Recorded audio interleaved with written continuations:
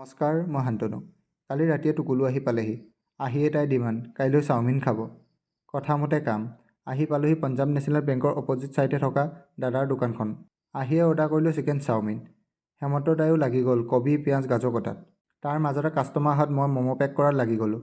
আমাৰ নাওহুলীয়া পেটটোকো অলপ গৰম কৰাই ল'লোঁ। গৰম ম'ম' খুৱাই ৰাইজ। আহি দেখিলোঁ হেমন্ত দাই চাওমিন বনোৱাত লাগি গ'ল। আপোনালোকেও যদি কম দামৰ লগতে টেষ্টি ফুড খাব বিচাৰে ইয়াত আহিব পাৰে।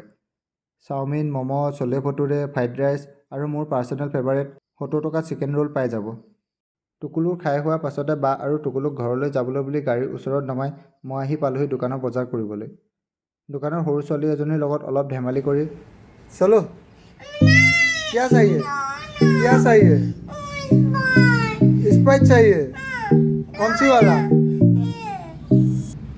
चलो चलो चलो मेरे साथ चलो। গাড়ীত বস্তুবোৰ উঠাই হোটেল পালোহি। মানে আজি আলহী আহিব ৰাইজ। মিঠাইকেইটা লৈ ঘৰমূৰা হ'লোঁ। আলহীক পঠাই খেলত লাগিলোহি। বাৰু আজিলৈ ইমানেই, বাই। Wow, why my lord?